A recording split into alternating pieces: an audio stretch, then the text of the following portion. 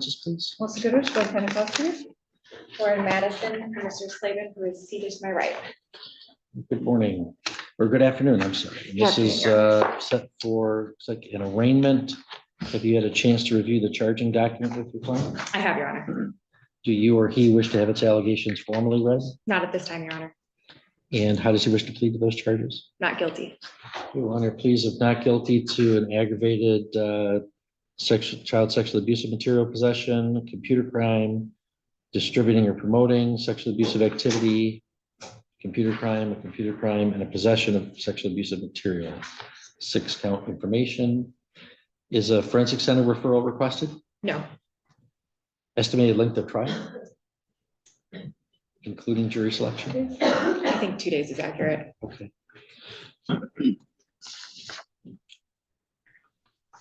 You available for a docket call the morning of March 10th? Check. I can't remember, but I think the answer is yes.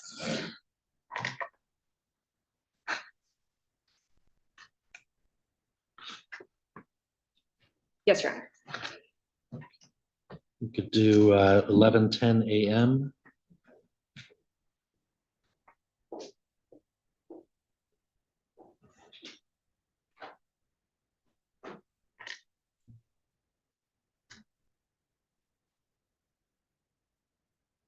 Anything further from the people?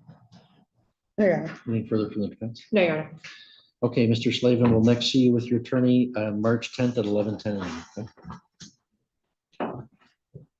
Did you have any other matters with me today? No, Your Honor. Thank you, Okay, though. you have a good day. You too.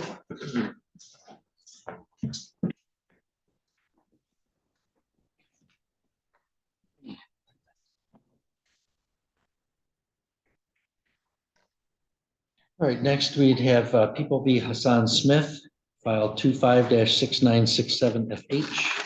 Also, you want to state your appearances, please? Anthony Juliet, people. Liz Elliott on behalf of Hassan Smith, who sits to my right.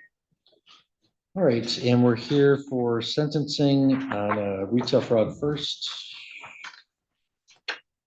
After a delay that appears to not have met with success, have you had a chance to review the pre-sentence report and recommendations with your client? I have, Your Honor. Any additions or corrections to the information in that report? One correction, Your Honor, the fines and costs and restitution are paid in full. Mr. Smith does have a receipt for that. Other than that, I wouldn't have any additions or corrections. Okay. And Sheila, could you confirm that it is? Okay. All right, thank you. And the advisory guidelines were 0 to 3 months. Any scoring challenges from the defense? No, Your Honor. Mr. Juliet, any additions, corrections, or scoring challenges from the people? No, Your Honor. Ms. Elliott, anything you want to say on behalf of your client? Yes, Your Honor. Mr. Smith was placed on his delay on February 18th of 2025. He paid some of the fines and costs shortly thereafter. In March of 2025, he was arrested for an offense that was committed before this offense. He was placed on bond, and he was on bond for that offense until November of 2025. He served jail time until December of 2025, and then was placed on a 3-year term of probation for that crime out of Huron County. Both his bond and the current probation order out of Huron County prohibited him from leaving the state of Michigan. So his warrant in Maine, when he attempted to take care of that, he was told that he had to present himself to Maine to clear that up or hire local counsel, which he was, unable to do. So we're asking that Mr. Smith get the benefit of his delay, since he was largely precluded from being able to leave the state to take care of that warrant, and that the restitution was paid in full. Mr. Thank Smith, you. I don't buy that. I don't buy that at all. You could tell your probation agent, hey, I got this warrant I got to clear up, and it's required as part of my probation. You can get permission to leave the state. So that's baloney. Anything you want to tell me? I just got out on December, and it's only been 2 months, and I haven't had the money to make it out all the way to Maine. And that's it. All right, thank you. Mr. Juliet, any recommendations from the people?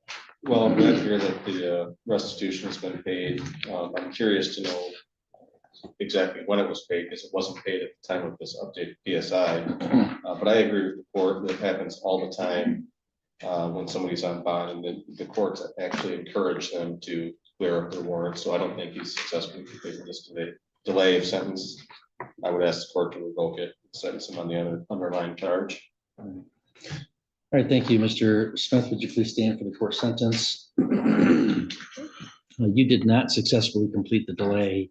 I specifically ordered you to clear up a pending warrant for a theft in another state, and you did not do so. I don't accept the excuse today for why you didn't do so. So that's a violation of the terms of the delay. So you're not entitled to the benefit of the reduction to a misdemeanor. You're here today for sentencing on a charge of felony shoplifting with the guidelines of 0 to 3 months. And you do have prior theft history, the outstanding case in Maine, a prior conviction in 2019, and then it looks like you had some other stuff in other counties, false pretenses. You've just, got a growing theft history. Fines and costs have been paid, but we do have to enter the judgment of sentence today. So I'll assess the fines and costs of $68 state costs, 130 crime victims assessment, DNA fee of 60, court cost 350, restitution 362040 that were previously assessed, but will indicate that those are paid in full. And I think when you come to court on a felony case and you've got warrants somewhere else and a judge says, I want you to take care of the warrants and then I'll show you leniency, and you don't take care of the warrants, then you don't get the leniency. So I am going to order you serve 2 months in the Sheboygan County Jail, credit for 2 days previously served. That's within the advisory guidelines. The sentence will be served forthwith. You can file an appeal if you wish by filing an application to the Court of Appeals. If you want a lawyer, I'd give you one, but you'd have to ask me within 6 months. We're going to hand you a piece of paper explaining that appeal process, ask you to initial one copy, the other one's for you to fill out if you want to take an appeal. Yes, sir. Yes, sir. I've been literally dealing with both these cases for 2 years straight. I've been trying to pay my rent and do everything all at one time. I just got out of jail and I've been trying to pay my rent up to date, pay all my bills that I was late on because of that situation.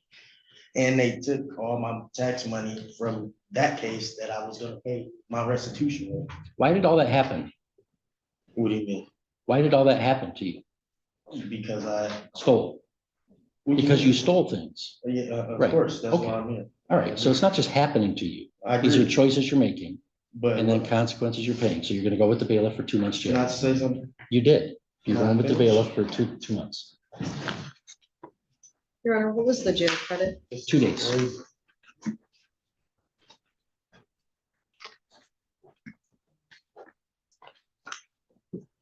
All right, do we have Mr. Eddie Spencer? Mr. Spencer, I've got the prison for Mr. Stribick. So let's, and Mr. Keogh, you ready with Mr. McCloud? Yes, Your Honor. All right, let's call People v. Dustin McCloud, file 25-7066F. Counsel, you want to state your appearances, please? Melissa Goodrich, Sheboygan County Prosecutor. William Key on behalf of Dustin McCloud. Okay, good afternoon. We're here for a docket call and also a continuing status conference on a violation. We haven't really seen any other violations since that time. That was back in November. At this point, any objection to dismissing that pending contempt? No objection. I assume you have no objection to that. No objection. Okay, the pending contempt will be dismissed. And Mr. Keogh, how are we proceeding today? Your Honor, I do believe we are prepared to enter into a plea at this time, and I have presented the prosecutor with a signed plea agreement and the court with an advice rights. Okay.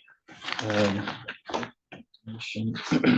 McCloud, would you please raise your right hand for me, sir? Do you swear to tell the truth, the whole truth, and nothing but the truth, so okay? You can put your hands down. Mr. McCloud, a guilty plea hearing is an important event. It includes the waiver of constitutional rights that you have. So I want you to listen carefully. If you have a question, just ask me. I'm happy to answer it. If you need more time to talk to Mr. Keogh, you just let us know. We're happy to give you that time. Do you understand that? Yes, sir. All right. Now, I have to advise you the maximum penalty that you could face for the charge that you're pleading guilty to under this agreement. That'd be count 1, operating while intoxicated, third offense. That's a felony. It's punishable by a fine of $500 to $5,000 and either 1 to 5 years in prison or probation with 30 days to a year in jail, at least 48 hours to be served consecutively. 60 to 180 days community service, rehabilitative programs, cost of prosecution, emergency response, and vehicle immobilization. Do you understand the maximum penalty, sir? Yes, sir. Are you on probation or parole? No, sir. Were you on bond for any other case at the time of this matter? Did you read and understand the rights listed on the advice of rights form that you signed? Do you have any questions for me or for Mr. Keel about any of those rights? Do you understand if you plead guilty, you'll give up those rights and won't have a trial? Yes, sir. And is that what you're choosing to do today? Yes, sir. If I accept your plea, you also give up any claim that that plea is caused by threats or by any promises beyond what's placed on the record today. Do you understand that? Also, when you plead guilty, you lose the right to appeal. And if you want to appeal, you have to seek permission by filing an application. But the types of issues you could raise are very limited, much more limited than if you were convicted after trial. Do you understand this? The plea agreement provides in exchange for your plea to that charge, the prosecutor will dismiss the habitual fourth notice. And there's also a sentence agreement for a county cap. Do you understand the terms of that plea agreement? Yes, sir. So, Mr. McCloud, that sentence agreement for the county cap is not binding on me. But if at the sentencing, I indicated that I wish to send you to the Department of Corrections, you'd be allowed an opportunity to withdraw your plea instead, not having received what you bargained for. Do you understand that? Yes, I do. There is an important exception to that rule. If you engaged in any misconduct between now and the sentencing by not showing up for court, absconding your bond, violating your bond, or committing a new crime, then at the sentencing, if I didn't follow the sentence agreement, you would have lost by your own misconduct the right to withdraw the plea. Do you understand that? Yes, I do. Other than the plea agreement, has anybody promised you anything in exchange for your plea? No. Has anybody threatened you to make you plead guilty? No. Is it your own free choice to do so? Yes, it is. Knowing all this, how do you wish to plead to the charge of operating while intoxicated, third offense? I will plead guilty. So, Mr. McCloud, back on October 18th of 2024, were you operating a motor vehicle in Sheboygan County? Yes, I will. And were you operating it on Galbraith Road, and you agree that's a public highway? Yes, Before you operated the vehicle on that public highway, had you consumed alcoholic beverages? yes, I did. And do I understand that you ended up having a single vehicle crash? Yes, Okay, and then law enforcement had some contact with you? Did they give you a test to determine the amount of alcohol in your body? yes, they did. Do you remember the results of that test?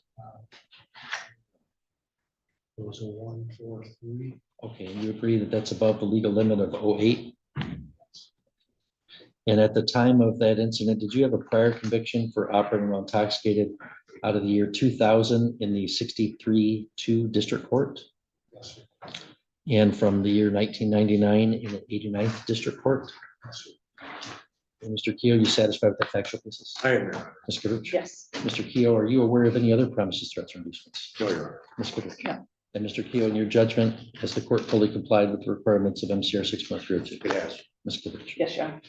Mr. McCloud, I find that your plea is knowingly, understandingly, and voluntarily made, and that there is a sufficient basis in fact and law to believe that you are guilty of that offense. So I hereby accept your plea. Mr. Keough, we could schedule sentencing for March 17. Are you available by any chance that morning? I'm actually not, Judge. I've got a conflict in Mackinac in the morning and Charlotte in the afternoon. Okay. Let's see, I mean, this incident occurred some time ago, and we haven't had any recent bond issues. Any objection if I put it out to the tail end of April? You No, available? that's fine, Judge. That'll be fine. Okay, April 28, you available? Yes. Then let's do April 28 at 1:30 in the afternoon.